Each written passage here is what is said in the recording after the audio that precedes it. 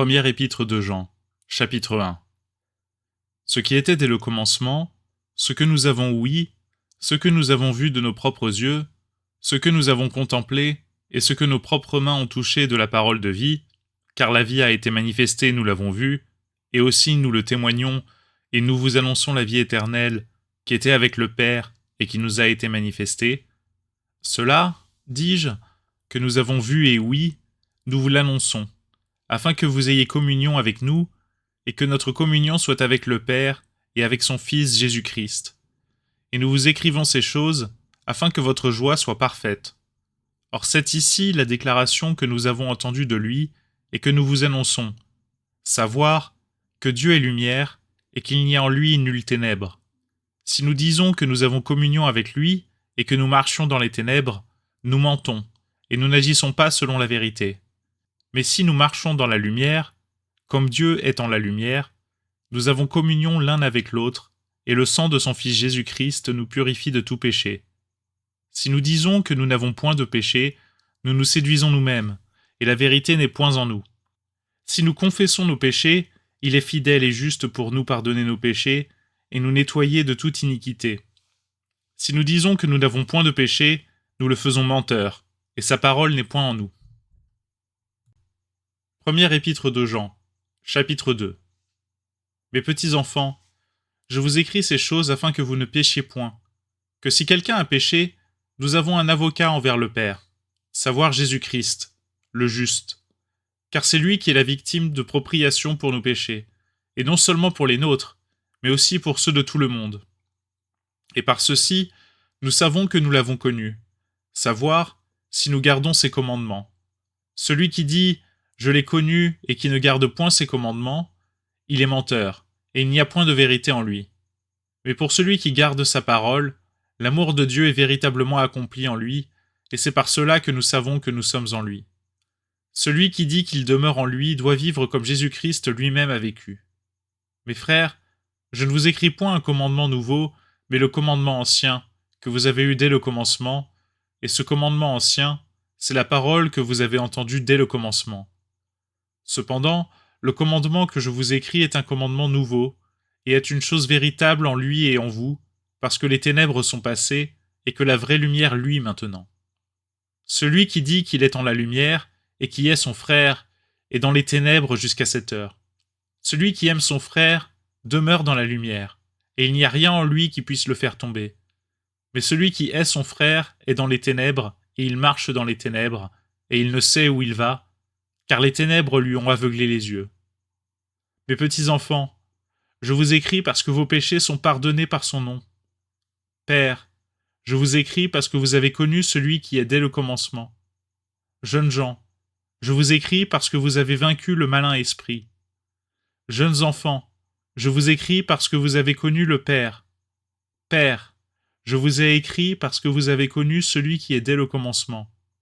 Jeunes gens, je vous ai écrit parce que vous êtes forts, et que la parole de Dieu demeure en vous, et que vous avez vaincu le malin esprit.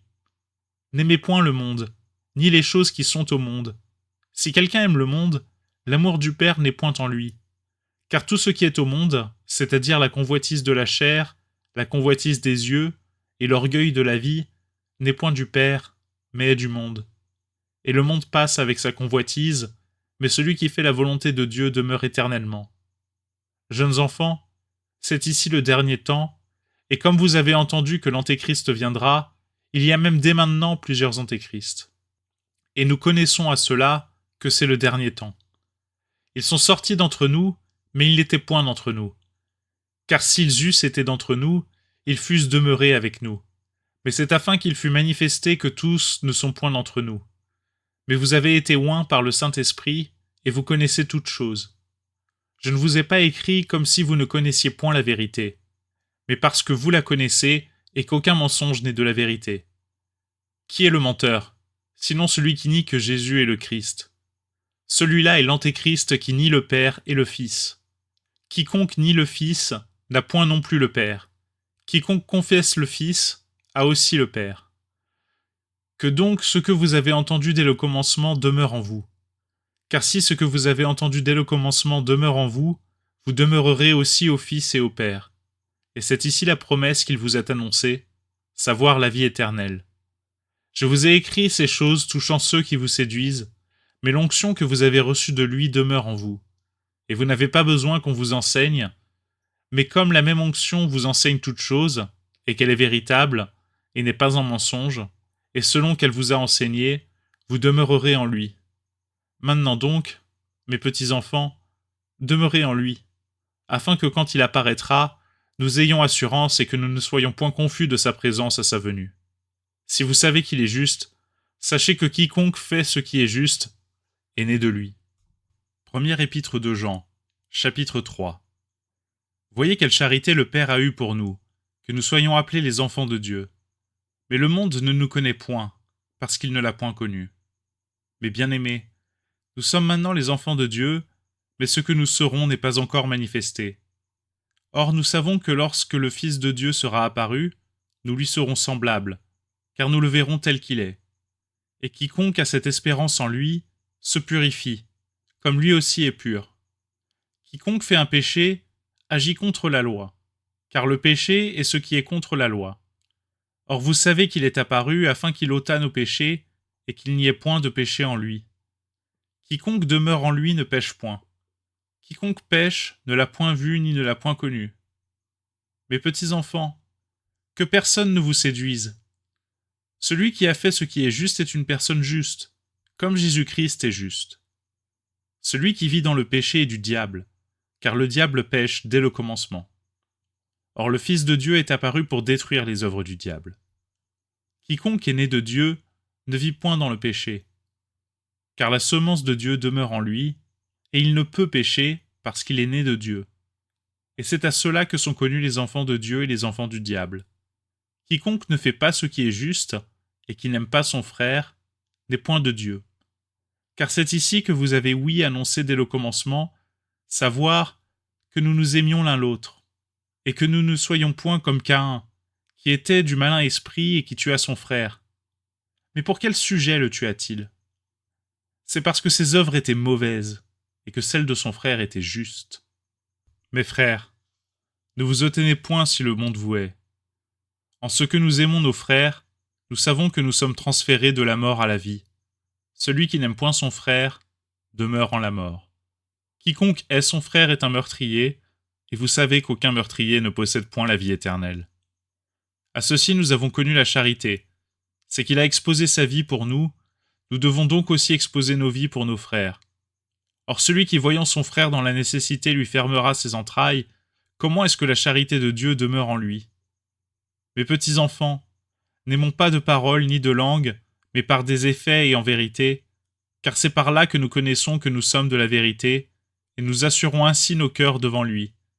Que si notre cœur nous condamne, certes Dieu est plus grand que notre cœur, et il connaît toutes choses.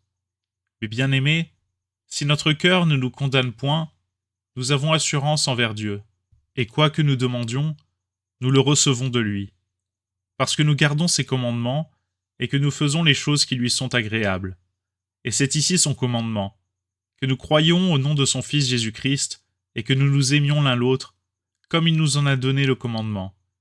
Et celui qui garde ses commandements demeure en Jésus-Christ, et Jésus-Christ demeure en lui, et par ceci nous connaissons qu'il demeure en nous, savoir par l'Esprit qu'il nous a donné. Première épître de Jean, chapitre 4. Mes bien-aimés, ne croyez point à tout esprit, mais éprouvez les esprits, pour savoir s'ils sont de Dieu, car plusieurs faux prophètes sont venus au monde. Connaissez à cette marque l'Esprit de Dieu. Tout esprit qui confesse que Jésus-Christ est venu en chair est de Dieu, et tout esprit qui ne confesse point que Jésus-Christ est venu en chair n'est point de Dieu. Or tel est l'esprit de l'Antéchrist, duquel vous avez ouï dire qu'il viendra, et il est même déjà maintenant au monde. Mes petits enfants, vous êtes de Dieu, et vous les avez vaincus, parce que celui qui est en vous est plus grand que celui qui est au monde. Ils sont du monde, c'est pourquoi ils parlent du monde, et le monde les écoute. Nous sommes de Dieu. Celui qui connaît Dieu nous écoute, mais celui qui n'est point de Dieu ne nous écoute point. Nous connaissons à ceci l'esprit de vérité et l'esprit d'erreur. Mais bien-aimés, aimons-nous l'un l'autre, car la charité est de Dieu, et quiconque aime son prochain est né de Dieu et connaît Dieu. Celui qui n'aime point son prochain n'a point connu Dieu, car Dieu est charité. En ceci est manifestée la charité de Dieu envers nous, que Dieu a envoyé son Fils unique au monde, afin que nous vivions par lui. En ceci est la charité, non que nous ayons aimé Dieu, mais en ce qu'il nous a aimés, et qu'il nous a envoyé son Fils pour être la propriation pour nos péchés. Mais bien-aimés, si Dieu nous a ainsi aimés, nous devons aussi nous aimer l'un l'autre. Personne n'a jamais vu Dieu. Si nous nous aimons l'un l'autre, Dieu demeure en nous, et sa charité est accomplie en nous. À ceci, nous connaissons que nous demeurons en lui, et lui en nous, c'est qu'il nous a donné de son esprit. Et nous l'avons vu, et nous témoignons que le Père a envoyé le Fils pour être le Sauveur du monde. Quiconque confessera que Jésus est le Fils de Dieu, Dieu demeure en lui, et lui en Dieu. Et nous avons connu et cru la charité que Dieu a pour nous. Dieu est charité, et celui qui demeure dans la charité demeure en Dieu, et Dieu en lui. En ceci est accomplie la charité envers nous, afin que nous ayons de la confiance pour le jour du jugement, si tel qu'il est, nous sommes tels en ce monde. Il n'y a point de crainte dans la charité, mais la parfaite charité bannit la crainte, car la crainte cause de la peine. Or celui qui craint n'est pas accompli dans la charité. Nous l'aimons parce qu'il nous a aimés le premier. Si quelqu'un dit « J'aime Dieu » et cependant il hait son frère, il est un menteur. Car comment celui qui n'aime point son frère, qu'il voit, peut-il aimer Dieu, lequel il ne voit point? Et nous avons ce commandement de sa part, que celui qui aime Dieu aime aussi son frère. Première épître de Jean, chapitre 5. Quiconque croit que Jésus est le Christ est né de Dieu, et quiconque aime celui qui l'a engendré aime aussi celui qui est né de lui. Nous connaissons à cette marque que nous aimons les enfants de Dieu. C'est lorsque nous aimons Dieu et que nous gardons ses commandements, car c'est en ceci que consiste notre amour pour Dieu, que nous gardions ses commandements, et ses commandements ne soient point pénibles, parce que tout ce qui est né de Dieu surmonte le monde, et ce qui nous fait nous remporter la victoire sur le monde, c'est notre foi. Qui est celui qui surmonte le monde, sinon celui qui croit que Jésus est le Fils de Dieu? C'est ce Jésus qui est venu par eau et par sang, et non seulement par l'eau, mais par l'eau et le sang, et c'est l'Esprit qui en rend témoignage. Or l'Esprit est la vérité, car il y en a trois dans le ciel qui rendent témoignage. Le Père, la Parole et le Saint-Esprit, et ces trois-là ne sont qu'un. Il y en a aussi trois qui rendent témoignage sur la terre, à savoir l'Esprit, l'eau et le sang, et ces trois-là se rapportent à un. Si nous recevons le témoignage des hommes, le témoignage de Dieu est plus considérable. Or, c'est là le témoignage de Dieu, lequel il a rendu de son Fils. Celui qui croit au Fils de Dieu, il a au-dedans de lui-même le témoignage de Dieu, mais celui qui ne croit point Dieu, il l'a fait menteur, car il n'a point cru au témoignage que Dieu a rendu de son Fils. Et c'est ici le témoignage, savoir que Dieu nous a donné la vie éternelle, et cette vie est en son Fils. Celui qui a le Fils a la vie, celui qui n'a point le Fils de Dieu n'a point la vie. Je vous ai écrit ces choses, à vous qui croyez au nom du Fils de Dieu, afin que vous sachiez que vous avez la vie éternelle, et afin que vous croyiez au nom du Fils de Dieu, et c'est ici la confiance que nous avons en Dieu, que si nous demandons quelque chose selon sa volonté, il nous exauce. Et si nous savons qu'il nous exauce, en quoi que nous demandions, nous le savons parce que nous obtenons les choses que nous lui avons demandées. Si quelqu'un voit son frère pécher d'un péché qui n'est point à la mort, il priera pour lui, et Dieu lui donnera la vie, à savoir à ceux qui ne péchent point à la mort. Il y a un péché à la mort. Je ne te dis point de prier pour ce péché-là. Toute iniquité est un péché, mais il y a quelque péché qui n'est point à la mort. Nous savons que quiconque est né de Dieu ne pêche point, mais celui qui est engendré de Dieu se conserve soi-même, et le malin esprit ne le touche point.